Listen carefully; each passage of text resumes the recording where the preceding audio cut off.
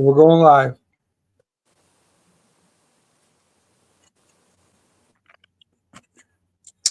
Where are you? There you are. Introducing National Streaming Sports, live and on-demand sports talk programming that you can access 24/7. Check us out on YouTube, Facebook, and X. And for the premier sports talk experience, tap into our Roku channel. Start your mornings with Mac and Jack covering all the weekend sports action. Then pour a cup and enjoy all the sports you can drink on the Coffee and Sports podcast. At midday, talk sports from east to west on the Coast to Coast podcast. Followed at night by some hot girl talk with Prim and Proper Sports featuring Sonia Pearson. Talk boxing on the Gloved Fist. Yankee fans tune in for Start Spreading the News. And there's more on the College Sports Huddle and Sports Scope with Robert Butler. And that's just a sampling. There are 20 podcasts in all and 70 weekly shows giving us a 3.4-star viewer rating. To find us on Roku TV, search for National Streaming Sports on the Roku search bar. Click on the logo and you're in. For laptops, mobile phones, and tablets, download the Roku app. National Streaming Sports, live and on-demand sports talk for America.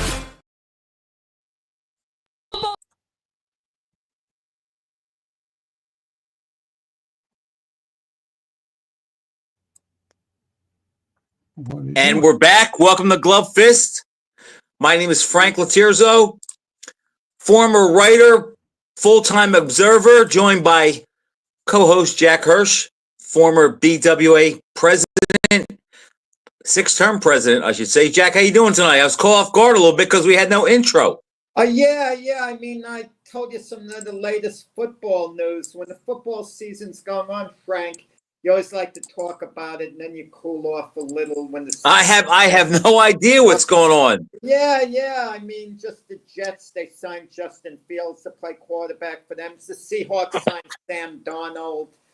Just some of the moves being made. So, it's fun, the off-season, Benny. But, boxing's the off-season all along. I mean, a guy could not fight for 2 years and then decide he's going to fight and people are going to get excited. So, right. One big off-season, it seems. This does seem like the doldrums, Jack. There's only like two main stories. Well, I want to talk about it, Frank. It's my idea a little more than yours. And I think it's a major story, okay? As far as what the impact is going to be, Dana White from the UFC, the guy who's the head of the UFC, owns it or whatever, he's getting into boxing now. He's also part with the WWE.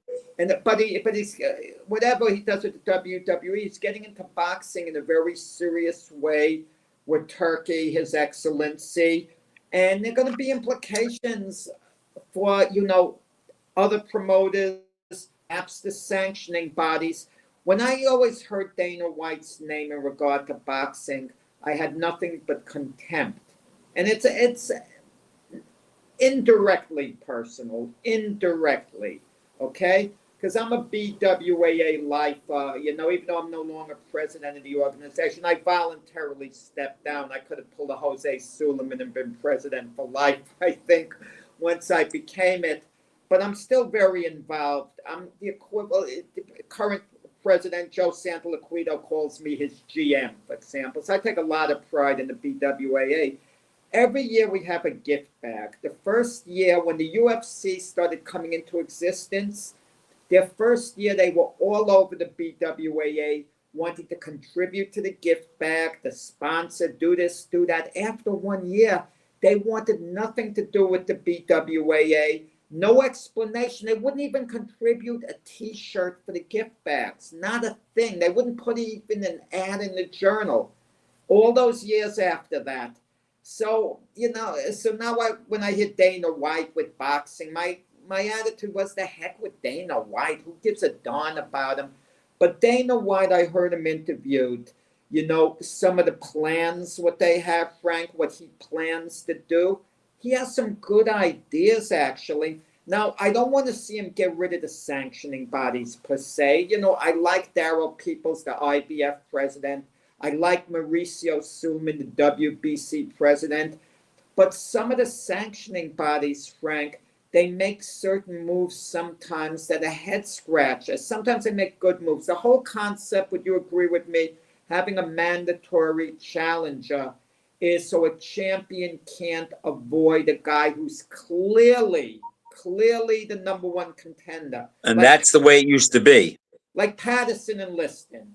Patterson voluntarily fought Liston, but he shouldn't have been allowed to duck him forever. Look, when Jack Dempsey ducked Harry Wills, the New York State Athletic Commission, they basically suspended Jack Dempsey. They wouldn't let him fight Gene Tunney in New York because he avoided his top contender.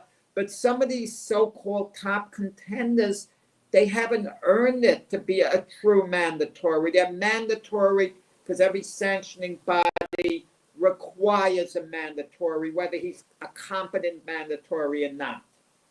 So Dana White wants to do away with that stuff, you know. Just let the best fight the best. Under Dana White, I could guarantee you this, Frank, and let me know whether you agree, and I'm going to hear you out. Floyd Mayweather and Manny Pacquiao never would have went 5 years without fighting one another. With His Excellency and Dana White combining together, they would have fought within 1 year, not waited 5 years. Jack, I agree with that, but would they have made $100 and $200 million each? And that was Mayweather's whole play, that the longer the fight went out, the more money the fighters made. Now, we know Dana White has a reputation of not paying his guys, you know, all that much money. And if I was an elite fighter in boxing, I would be a little leery of that, knowing that he's going to, what he wants to do, is going to be better, where he's going to make the guys fight, like you said, the mandatories and the top guys. But it might not be as much of a business as it was then. And people forget, the UFC is sort of like the WBC. MMA has many of organizations. The UFC is just one of them, and it's the most prestigious and the best. But MMA fights happen all the time around the world that the UFC is not involved. But the UFC does have the best fighters, and they have the most control. They're sort of like the WBC, and people forget about that. And with Dana White involved, I think Turkey will lean on him a lot. And Jack, I didn't hear what he had planned, but I'm sure he has some good ideas. But I'm going to take the wait and see act. I'm not going to rip it, and I'm not going to laud it. I'm going to take the wait and see road to see what happens with his involvement. I mean, I hope it's for the better. I'm going to disagree with you slightly. I don't want to spend time on Mayweather. I don't think Mayweather had it all planned out. The longer we wait, it's going to mean more money. It just worked out that way. The reason Mayweather and Pacquiao finally fought one another, they had nowhere to go. No one else to fight. Nothing. There were no more moves left. They were like two runners coming 100 meters from the finish line in the middle distance race. They had no choice but to sprint at that point. You know? Jack, you're right about that, but I will just disagree on one point. The thing that made that fight the easiest to make, and the one thing changed, and that was when they signed the fight, Mayweather, it wasn't a case of him thinking he could beat Pacquiao. He knew the time was right. He knew that Pacquiao had eroded more than him, and I think that was also a big key. If Pacquiao was vintage like he was in 2010, they still wouldn't fought in 2015. They fought because Mayweather felt the timing was right, is in order for him to win, and he ended up being right. Yeah, perhaps. But getting back with the UFC with Dana White, he was saying too, fighters are going to have a chance to earn a living now, meaning certain guys are going to, I'm not saying they're going to make that Dana White meant they're going to make a great amount of money, but let's say a fighter who's they're going to have more work, $50,000 a year. Now he could make $125,000 a year. Not big. He's going to fight though. UFC, but they got to fight more. But what is wrong with that? Like, take Shakur Stevenson, for example. Top Rank offered him 5 fights for $15 million. Okay? $3 million each. He wanted out of his contract. Okay? And when you think of the amount of money that some of these guys are asking for, it's an insane amount. Look, I hate to mention his name because Mac wanted to mention his name on one of our shows, the Mac and Jack Sports Show, and I shut it down. So I want to apologize to Mac now because I'm going to mention his name after I wouldn't allow Mac to mention his name, Keith Thurman. The guy doesn't fight for 4 years. He's going to have one fight in Australia. If he wins that fight, he might be made a mandatory challenger. It's insane. Insane. I mean, and in no other sport, the way these guys, when they can fight, they don't want to fight because of business considerations. Look, one of our favorite fighters, and I think it's safe for me to say it's one of your favorites, would probably be Terence Crawford, okay? We like Terence Crawford a lot. We think he's a great fighter. We're not sure whether he's won at the moment, but he's been a great one throughout his career. He waits and waits and waits, and he's so much more inactive than he should be. It's insane. These guys are just He's waiting. bitter, Jack, because the PBC froze him out, and now that he's sort of like the big fish in the sea, he's picking his spots. And look, you could put him down for that, but he landed a fight with the most high-profile fighter in combat sports in Canelo Alvarez, and it's also might be the right time for him. So I can see his point, but I mean, I know there are articles popping up all over about his inactivity. I don't like it. But Jack, how smart will he look if he fights Canelo and he wins? Yeah, but it wasn't planned that way. I'll give you an idea with someone like Shakur Stevenson if I'm Dana White. I would point blank say to Shakur Stevenson, I want you to fight bi-monthly. I'm giving you $750,000 every other month. It's going to be guys who are better than you that you can beat, but they're not going to be pushovers, but guys that you're clearly better than. And who's going to televise it, Jack? ESPN. For example, I think they're going to pick up with Dana White or another network. I mean, Dana White. But Jack, who televises fights? So people are going to have to pay to see Stevenson fight. It's going to be on home TV. Yeah, maybe the Zone, ESPN, or whatever network they come up with. ESPN, Jack, is not going to do it for half the year because of the college football and NFL football. But, well, they need programming, but the implications I want to talk about with Dana White and his excellency, it's going to trickle down to some of the big name promoters. Now, Bob Arum is 93 years old. He's amazing. He's in top shape, but he doesn't run the day-to-day operations. Top Rank could not put on the fights that ESPN was hoping they'd put on. Not quite the quality. So Top Rank lost their deal with ESPN eventually. So right. I'm not sure Top Rank is going to be in business beyond the next couple of years, one way or the other. With Bob Arum not involved, the same way, it would be a question just cashing out. And you look at the other promoters, the PBC isn't quite the force they were. I mean, I like Al Heyman. I love Sam, Watson, his assistant, a great guy.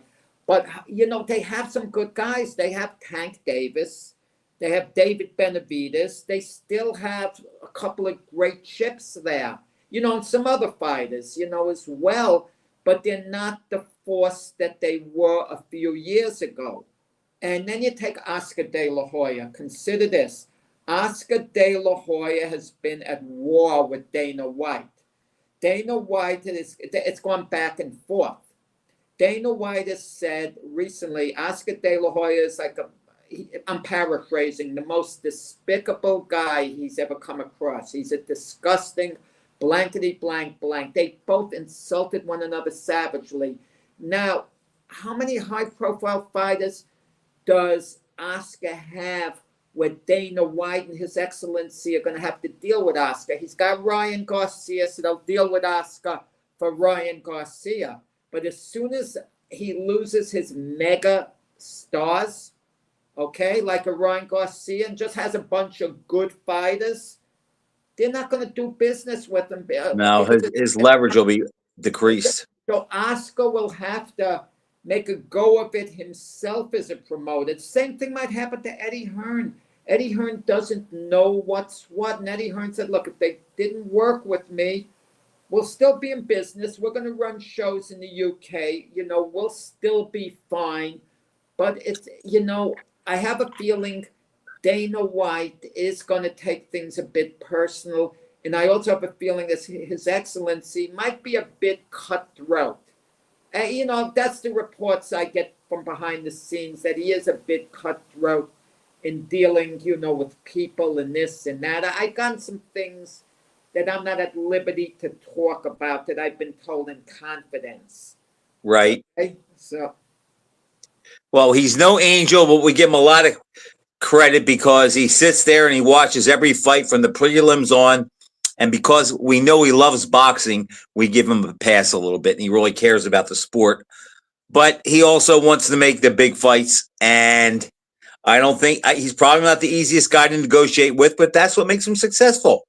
No, he pays. He's like an owner who wants a free agent and is just going to pay the big money for him to get. But Jack, you know what? We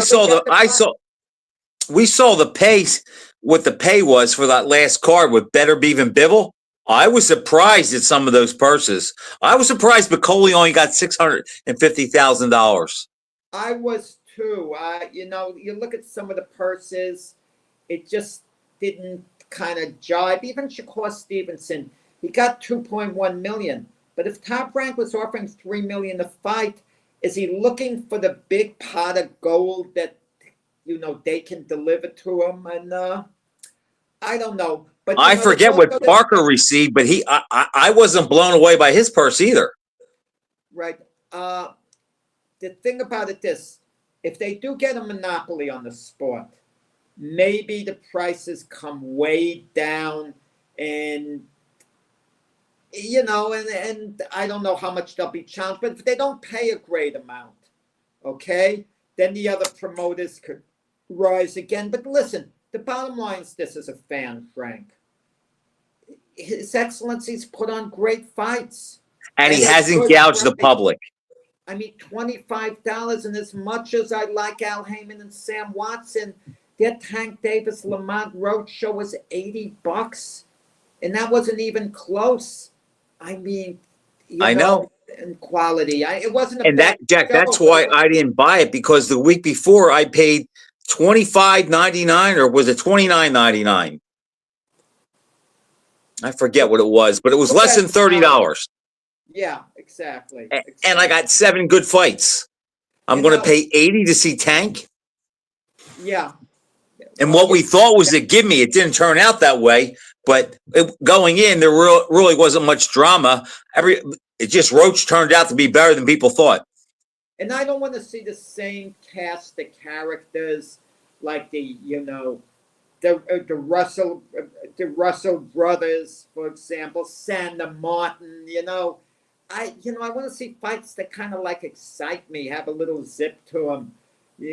Julian Williams on the show. I mean, I want fights that kind of excite me, that I'm really looking forward to seeing, not just saying, well, it's an acceptable matchup, meaning I can tolerate the matchup. But Jack, you just said before the show that you're not happy the fact that they're going to force Bivol to fight Benavidez, where I think that's a good thing. We've seen him in Better Beef twice. No, let's see that. It's not a good thing. I'll tell you why it's not a good thing.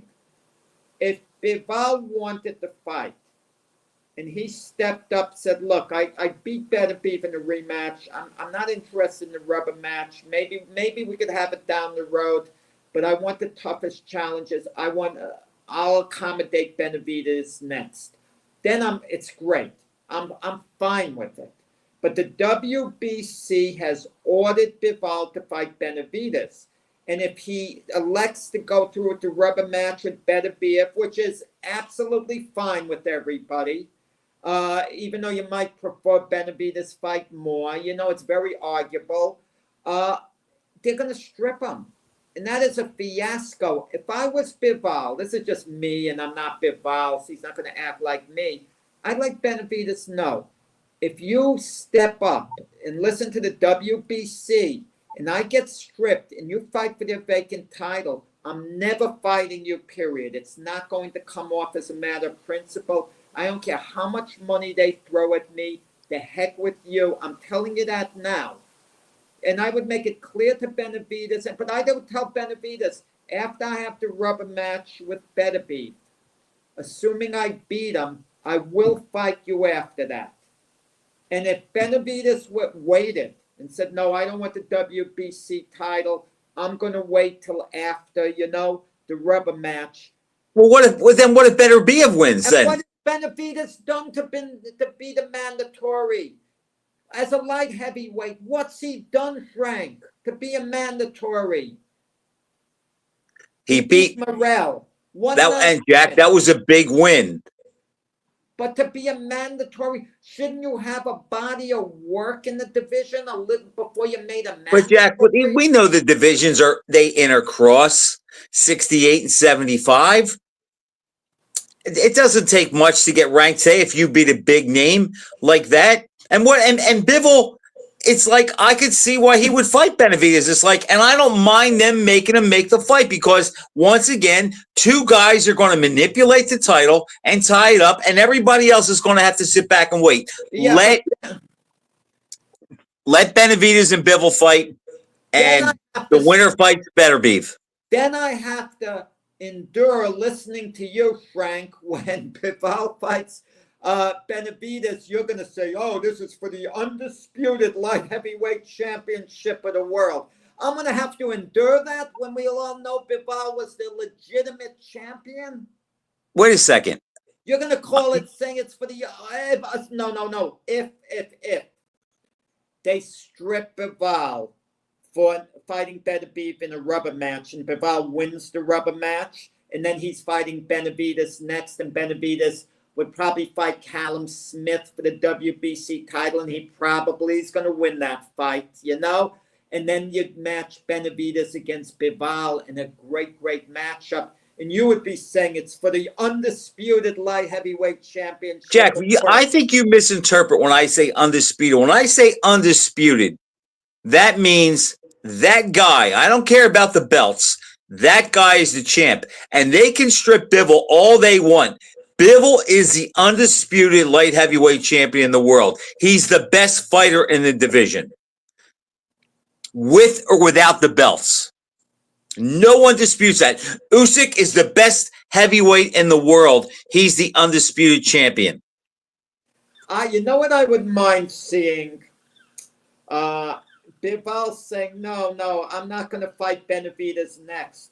And then all of a sudden, Benavidez gets crossed up by Beterbiev, goes to the WBC and says, I want to fight him for the vacant title. And Beterbiev is thrown in Benavidez's face. And Benavidez, wow, he would be very concerned if he had to fight a tank like Beterbiev, a guy who he could hit, who probably won't go anywhere so quickly, who has tremendous firepower. That would be a heck of a fight. But I think Benavidez matches up better with Beterbiev than he does Bivol. I'm not sure about that, but you might be right. And are we overrating Benavidez? There's that question in the back of my mind, because I think I mentioned last show about red flags. You sometimes don't notice red flags. And my red flag is a couple of his fights early in his career, Benavidez, and the Caleb Plant fight. Caleb Plant, until the closing rounds, he gave Benavidez a lot of trouble. But Jack, Caleb Plant is a world-class fighter. How many world-class fighters blow out guys every time out? Tyson didn't do it. Ali didn't do it. He's not a world-class fighter. Don't get carried away. He's not a world-class fighter. Yeah. Caleb Plant. Caleb Plant would not have given Beterbiev that hard of a fight. I don't think he would have given Bivol that hard of a fight. Just my opinion. Well, Beterbiev is a tough matchup for him. I'll give you that. But Jack, the guy's been in with everybody, and only Canelo stopped him. And he was somewhat in that fight. So the guy, I think in today's world, Plant is upper tier. And he's a good fighter. And Morrell is, and Benavidez beat both of them convincingly, conclusively. Okay, he didn't score a third-round knockout, but Jack, go through history. How many guys stop upper-tier guys every time out? Benavidez is a heck of a fighter. He needs the one big victory to become a major star. He can't quite be one without that one win to get. Jack, he lost that chance when Canelo decided not to fight him. That was the fight that would have pushed him over the mark, because he would have probably defeated Canelo somewhat conclusively, and then he would have all the props. But what could he do? The guy wouldn't fight him. What do you think of Canelo fighting William Skull? That's what's wrong with mandatory. Maybe Skull's unbeaten. Maybe he's a really good fighter, diamond in the rough, and he'll come out of nowhere and he'll do to Canelo what Frankie Randall did to Chavez. Even though we knew Randall was a good fighter, we were still shocked a bit when he beat Chavez. Right. The warning signs were there. Jack, I think it's a case of business dictating what happens. It's Cinco de Mayo weekend. Canelo could fight me or you, and it's going to draw. It's a way to get his name out there, pad his record, and build up the September fight with Crawford. If he looks bad, people are going to be interested because, well, he won, but it was close. Maybe he's slipping. Now Crawford has a chance. And if he looks great, what's Crawford going to do with him? Canelo had a knockout for the first time in 3 or 4 years. Let me ask you this, okay? From what I heard, I mean, what is the weight limit? You know, I mean, what are they fighting for exactly, Canelo and Crawford? Is it 168, all the titles? No. But do they have to make 168? Yes. I'm like a little confused. Yes, Crawford's stuck on that, Jack, because he wants to be undisputed in the 3 weight classes. Canelo has to have all the belts. So I hear that Crawford is like, he's put on a lot of weight. How much weight can he put on? Can you imagine Crawford, who's been a career welterweight, a junior welterweight, and welterweight, then he recently was a junior middleweight, now super middleweight division's 168. Could you imagine in his first fight leaping up 2 divisions? Wouldn't that shock the heck out of you, Frank, if Crawford didn't make weight? He decided he was going to be strong. He comes in at 160. That's not going to happen. Forfeits some money. Canelo strains to make 168. Can you imagine that? That would be kind of. That's not going to happen. I doubt it. I'm just getting a fun. But he is driven by the fact that nobody has gone from 35 to 68, and he wants to have 3. He wants to claim he was unified in 3 divisions. It's his legacy fight in his mind, and that's the fight if he won that fight, Jack, I think the consensus would be we can say he's an all-time great. I already think he's an all-time great welterweight, but if he wins that fight, that takes away the argument that he wasn't and who he fought, who he didn't fight. And Jack, if he wins the fight, I mean, to me, if he wins that fight and there's no shenanigans, I mean, he's nipped at the heels of Leonard and Hearns as far as the welterweight greats go. Do you know Crawford hurt his legacy very badly by beating Errol Spence so easily? Absolutely. That's insane.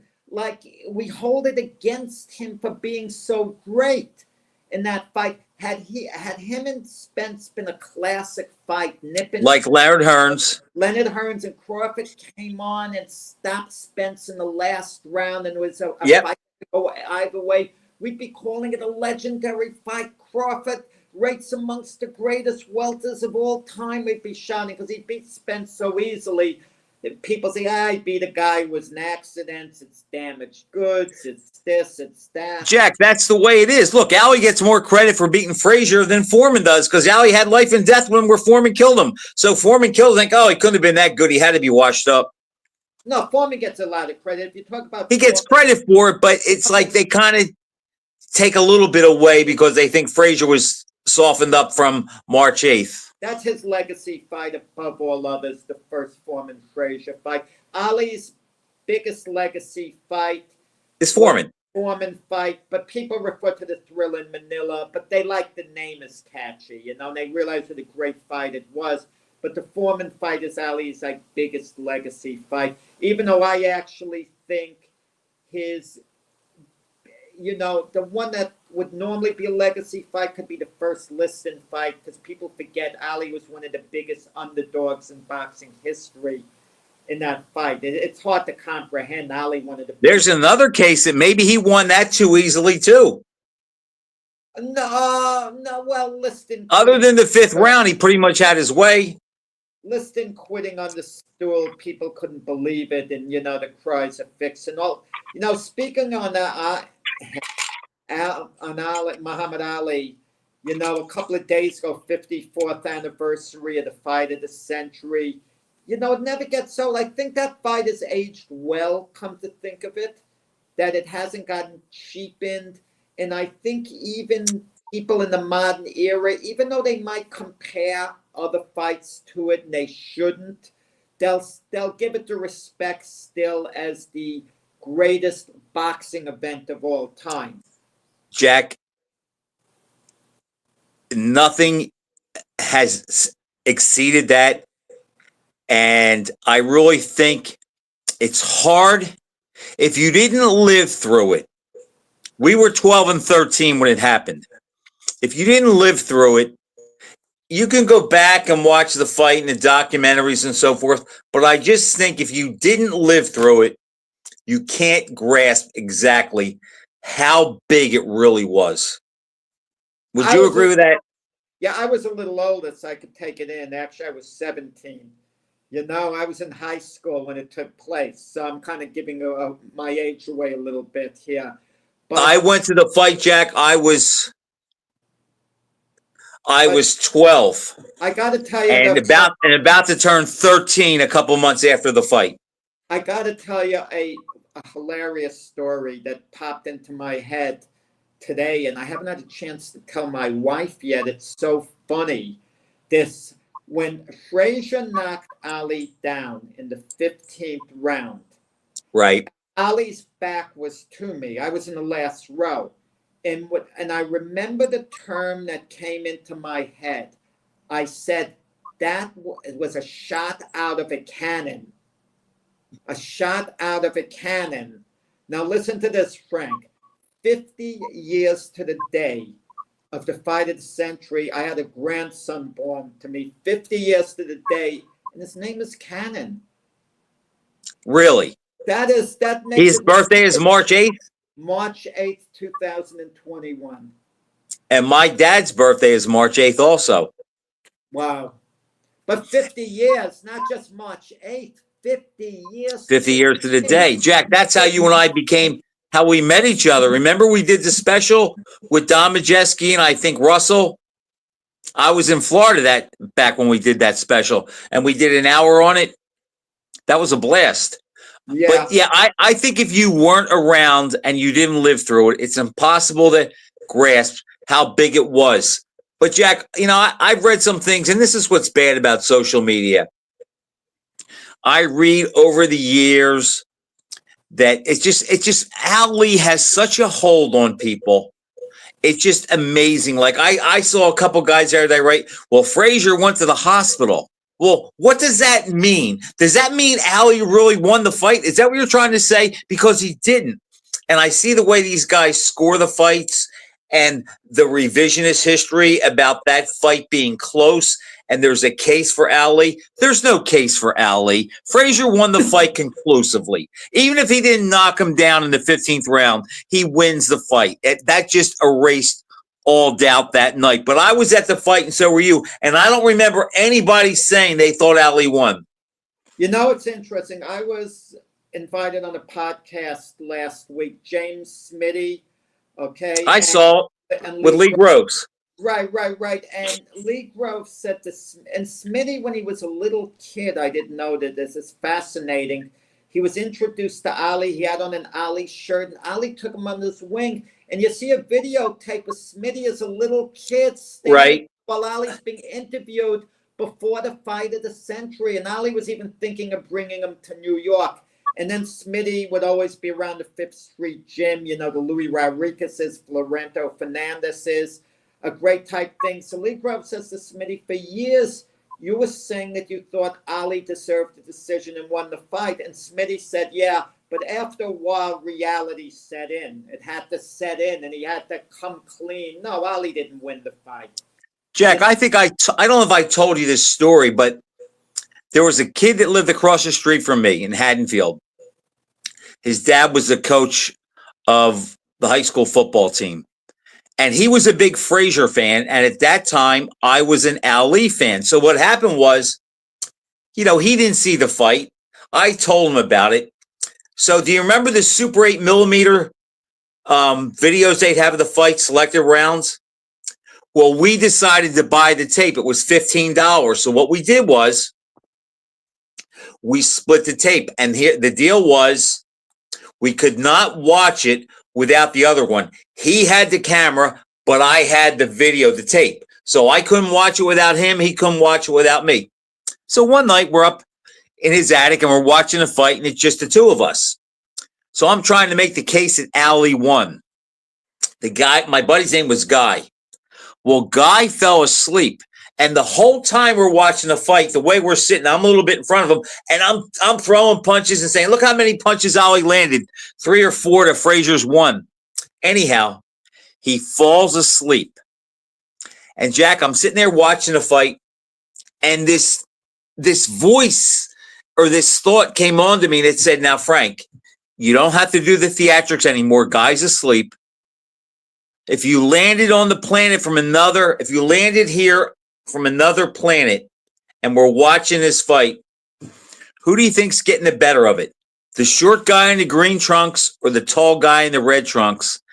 And I thought, the short guy in the green trunks is getting the better of it. And that night, Jack, it was like I was born again. I said, I will never, ever cloud my judgment or say my guy won if he lost, just to make me feel better. And since then, I have tried to be objective on scoring fights. And believe me, admitting in late 1971 that Frazier beat Ali that night was like a weight lifted off me.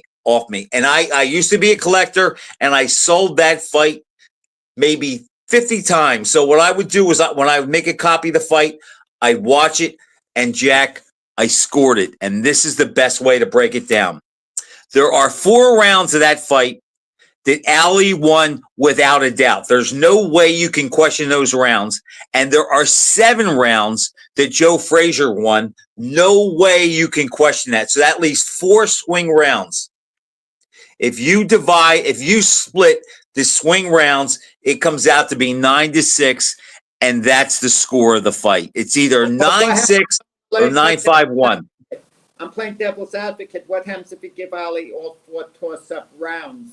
He comes up 8-7. Jack. I did this. This is the trouble I ran into scoring the first Lennox Lewis Evander Holyfield fight. I had Lewis winning 115-113, 7 rounds to 5. The first fight. Now, the first fight, but there was, I had that 9-3. Right, but this is my scoring. 6 rounds Lewis won without a doubt. Holyfield won 1 round without a doubt. That left 5 toss-up rounds. And I wound up giving Holyfield 4 of the 5 coin flip rounds. I could have given Lewis 4 to 5 rounds and had him up 10 rounds to 2.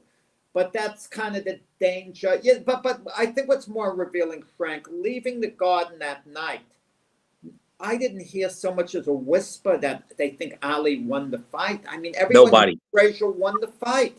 Case closed, no argument. Everyone knew what happened there. Yeah, you could tell by the way when the bell rang to end the 15th round, Frazier screamed and put his hands up, and Ali walked back to his corner dejected. He knew, and in the later years, he said, quote, I didn't lose it.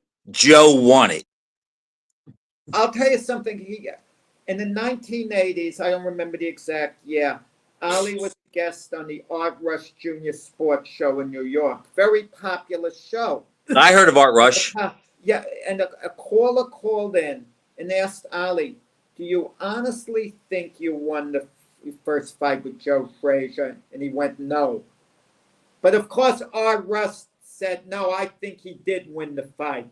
But the way Art Rush scored, Art Rush struck Frazier 1-9 in the 12 rounds of the rematch. So they'll tell you about Art Rush scoring ability. And Jack, you know what else people forget too? At least when it came to Ali Frazier. Jack, and remember, that fight was not scored on the point system. If that was scored by points today, Frazier wins by 3 rounds, and he has 2 2-point rounds. I got to ask you, one part of that fight, I don't think we've ever discussed.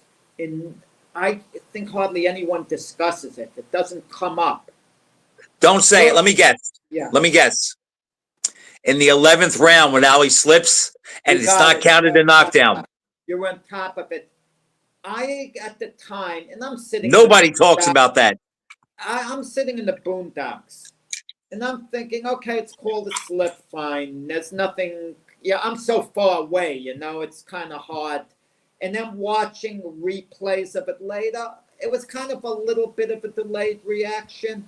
Frazier did hit him, and he goes away, and then he slips. And was the canvas slippery at any other time? It wasn't. So him going You down, could make a case, Jack. Frazier knocked him down twice. And let me say another thing possibly that doesn't come up. I don't think this is the case. I really don't.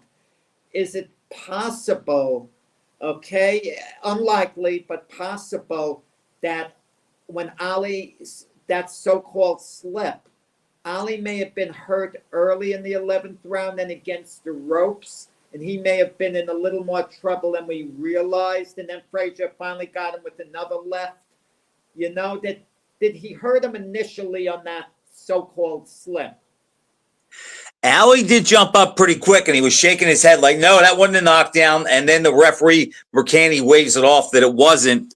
But I've watched that countless times, Jack, and I'll be honest with you.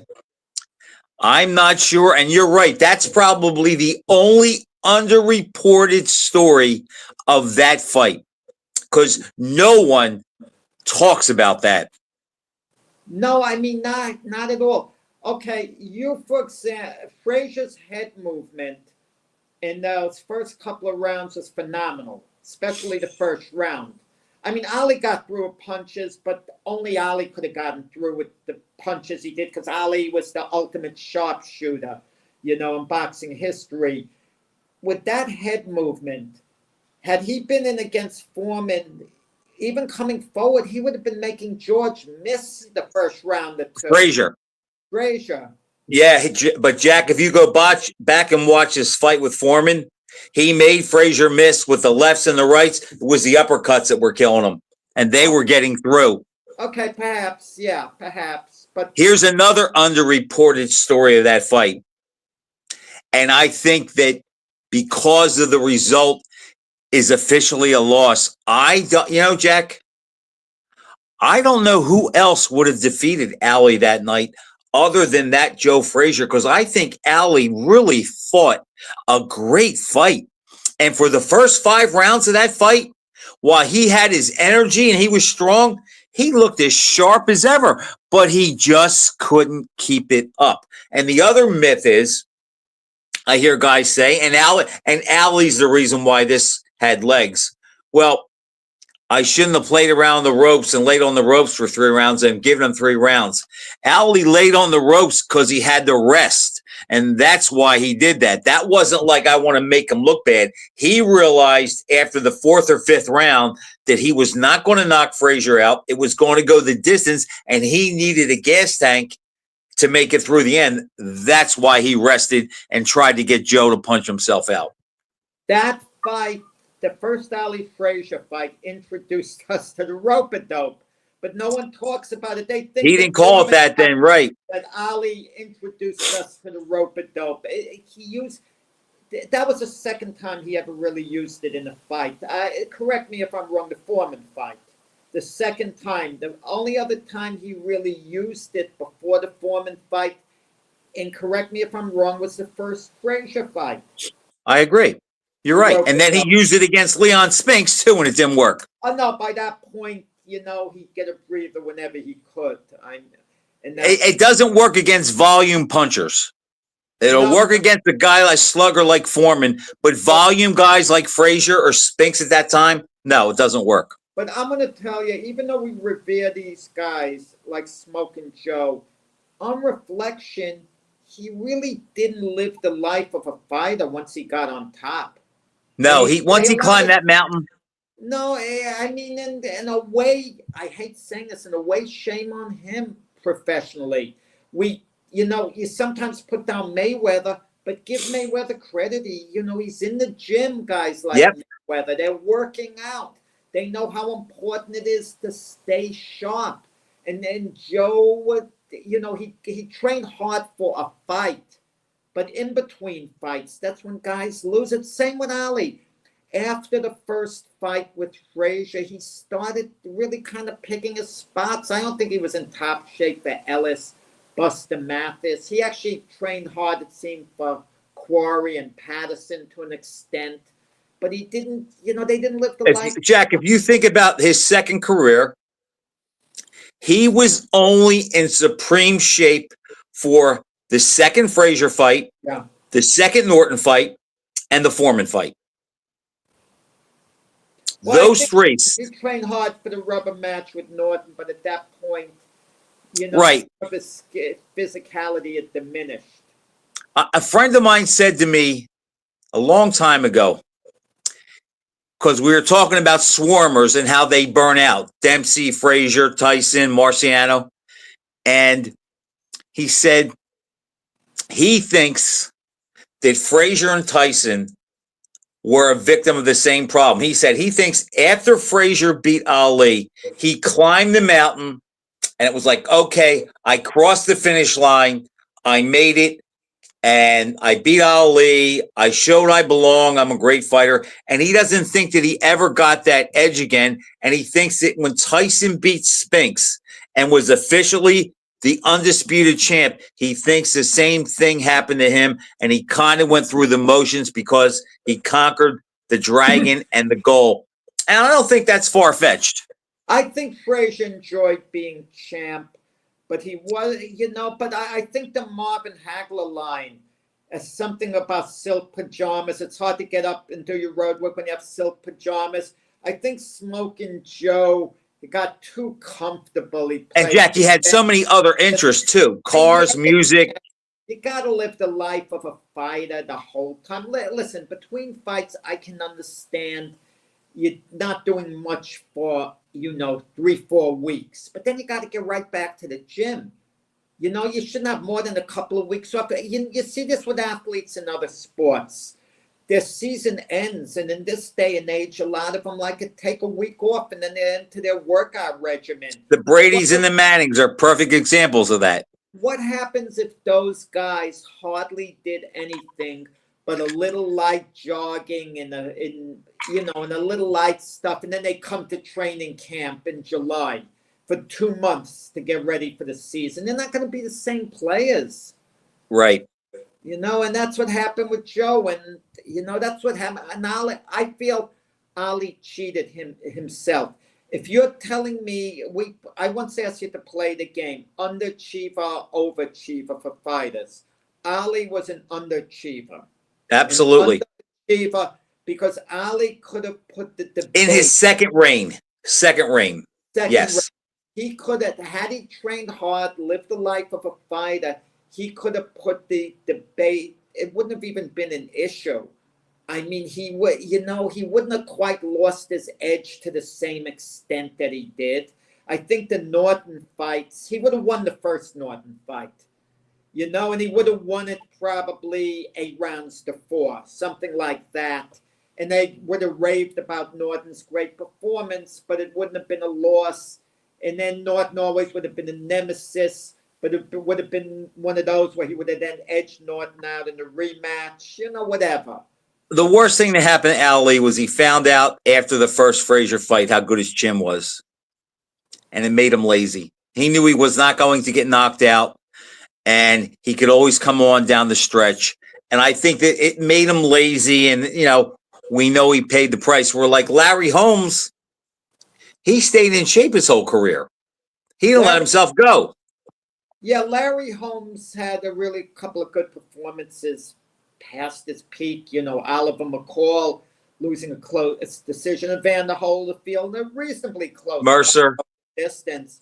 Even Evander Holyfield acknowledged and beat Mercer how tough Larry Holmes was. He hired Don Turner, Larry Holmes' trainer. He didn't even know who Don Turner was. He said, "Get me the guy who trains Larry Holmes," because I couldn't hit Larry Holmes. So I wanted to know how, what's he teaching Larry Holmes? Not that Don Turner necessarily taught Holmes, much per se in that regard, but it got Holyfield's, respect. But, yeah. I'm just going to say but as I had posted, Jack, it's 54 years, and I really do think it's a crime that Frazier's legacy. I still don't think he gets the credit he deserves. As much as I love Ali, and Ali's my all-time favorite, I don't think Joe gets the credit he deserves, because Ali robbed that of him, Joe, after the fight, where he did, Jack. He went on every show and said, "Look at my face. Look at his." He went to the hospital. I really do think that his mouth talked a lot of people into thinking he won. Frank, I'm in high school. What do I hear after the fight from people? Did you see Frazier's face after the fight? That's what they're like talking. I went on about that too, Jack, because I was pulling for Ali. Yeah, I was rooting for Ali that night. And in the beginning, when Ali was claiming he was winning, I was, yeah. Even though I knew he lost the fight, I was all on board. And then I hit a point. What am I doing? The guy clearly lost. Why am I putting on this act? Who did you think was going to win going in? I thought Frazier would stop him in 12 rounds. I thought Ali would be up 6 rounds to 5, fight a heroic fight, but Frazier would eventually grind him down. So you thought Frazier was the better fighter? I thought Frazier would. That pressure at the time was nonstop, and I told myself, Ali can't hold this guy off for 15 rounds. Even though he had 2 fights, we'd have to have Ali at his absolute zenith. And even though I expected a better Ali than we saw in the Bonavina fight, I thought, he's going to have to be vintage Ali at his absolute prime, and I thought he would be a little short of that. And Jack, I thought Frazier was going to win too. I picked him to win, and I just thought, what my feelings were, I thought Ali was playing Joe cheap. I mean, all the interviews he went on says, "Look at Quarry and Bonavina. Quarry didn't hit me one time in 3 rounds. He hit Frazier at will. Bonavina had dropped him. I dropped Bonavina."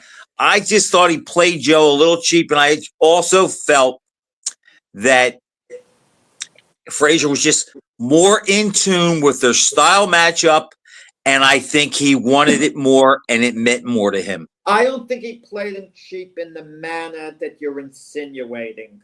I think Ali, to psych himself, had put on like an ass superiority. I think Ali was concerned, very, very concerned. Ali was the underdog. When you're an underdog, you're 7-5 underdog. You're not taking anyone lightly. You're really not. His wife, Belinda, said he did, Jack. No. He didn't train, with the full intensity all out. It was an ego thing. I'm better than this guy. To train like in a Spartan type atmosphere would have been to Ali conceding that Frazier was a great threat. His ego wouldn't allow him to concede that. That was his way of putting Frazier down and mentally, keeping. All right, how about, I can see that. How about this? This is when I speak of the mental makeup, this is the way I frame that fight. I believe that Joe Frazier imagined before the fight being 10 times harder than it could ever be in his head. He prepared as if the fight was 10 times harder than he could ever imagine it. And I think with Ali, it turned out to be 10 times harder than he imagined it. Yeah, but Arthur McCanty, Sr., the referee of that fight, said later he refereed other Frazier fights, but there was a certain, thing about Joe, like a finality in that fight, where he Right. absolutely had to get it done more than in any of those other fights. But the Arthur McCanty Sr., and this is interesting, I had a discussion with him before he passed away about it. He said it publicly, and we talked about it in private. And he told me it in private. We're just hanging out, the two of us. He thinks Ali duped everyone in the 11th round. He was play acting when he staggered around the ring. I go, Arthur. No way. I said, that's what I said. I said, it looks bad when you say that. No way. He was hurt in that. And Arthur said, you really think so? Like he was thinking for a moment.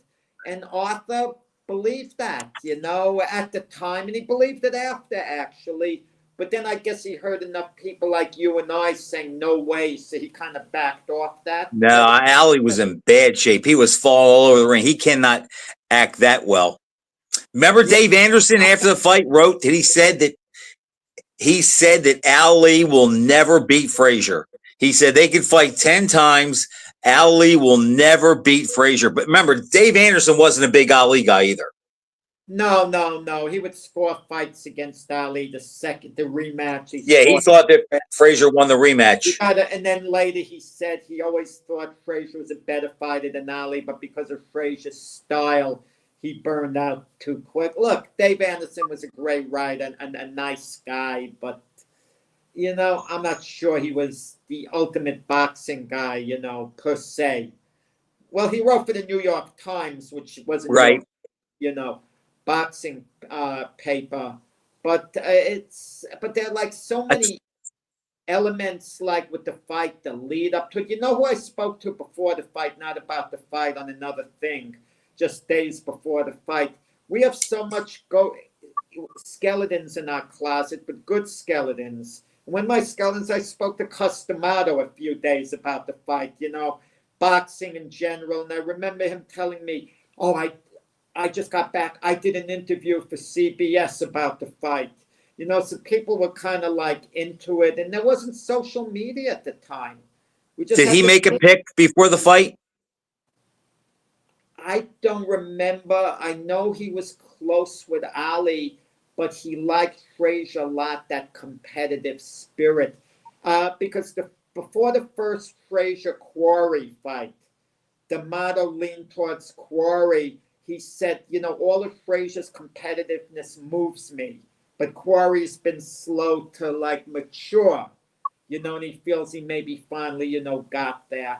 But, the Frazier, the Ali rematch would have, outside of Ali and Foreman, of course, Foreman would have knocked that Frazier out, I think. But outside of those two, Frazier would have decisively beaten any other heavyweight in the world in 74 there. Decisively. That was the same Frazier who took apart Quarry 5 months later. Jack, think about this. Joe Frazier fought both Muhammad Ali and George Foreman when all three of them were undefeated, and he was favored over both. Yeah. Think about that. He was a favorite he was the favorite on March 8th, and he was the favorite January 22nd. Think about that. He was favored over both of them. Yeah. So somebody had to think that he was pretty good. Yeah, no, an all-time great, but I don't think he's underrated historically. He'll never be, and I'm going to tell you why, Frank. He's always going to be linked to Ali, always. And that in itself, him beating Ali, and the years have gone by, he's been given more credit, and everyone that has seemed to acknowledge Frazier deserved the fight, the decision that he got. So he's always going to have that monster achievement. And to think of it, I'm closing, and then you could close after. Joe Frazier won the biggest fight in boxing history. That says enough. Jack, and Muhammad Ali lost the biggest fight in history, and and only he could lose the biggest fight ever and go on to become the greatest. Yeah, that's amazing. About Imagine that. Yeah. Okay, Frank. All right, Jack. Good stuff. Thanks for watching, everybody. Great show, and we'll see you next week.